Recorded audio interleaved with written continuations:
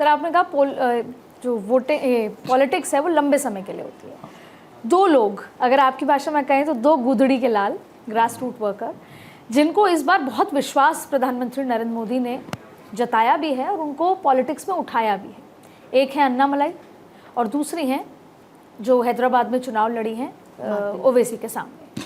ये दोनों ही पर विश्वास तो है, लेकिन रिजल्ट कितना निकल पाएगा और अमित शाह, नरेंद्र मोदी उस रिजल्ट से कितने खुश होंगे और उनकी पॉलिटिक्स कितनी लंबी चल पाएगी? इसमें कोई शक नहीं है कि गुदड़ी के लाल हैं दोनों। नरेंद्र मोदी की, अमित शाह की खोज है, डिस्कवरी है और काफ़ी पॉपुलर है। अन्नामलाई जो आपने कहा IPS ऑफिसर थे, लड़े चुनाव, जीतने का तो पक्का नहीं कहता, लेकिन बहुत नियर बाई रहेंगे, जीत भी सकते हैं वहाँ से जो है।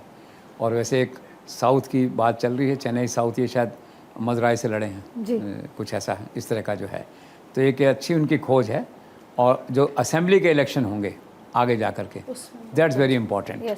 उसमें ये आदमी उनको काफ़ी डेंट देगा DMK को, और ये सिलेक्शन ठीक है। और ख़ास करके ये कि राजस्थान के पत्रकारों में, उत्तर भारत के पत्रकारों में अन्नामलाई से मिलने का क्रेज़ आप देखिए।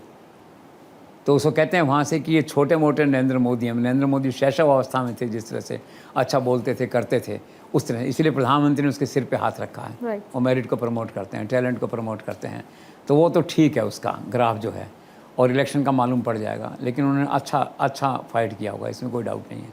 और दूसरी जो महिला का आपने बताया, तो 50-50 चांस हैं, जीत भी सकती हैं। उसको प्रॉपरली किया है प्रमोट।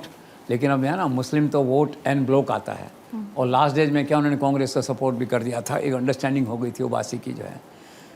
तो Owaisi may win, Owaisi might not win, लेकिन अगर वो लता जीतती हैं तो नरेंद्र मोदी की बहुत ही स्ट्रैटेजिक विन होगी। ये एक सीट ही है हालांकि, लेकिन उस एक सीट का मैसेज पूरे साउथ में जाएगा कि हम किसी को भी खड़ा कर सकते हैं, किसी के सिर पे हाथ रख सकते हैं, किसी को जिता सकते हैं। तो हार जीत छोड़ो, लेकिन लड़े बहुत अच्छे से दोनों जो है।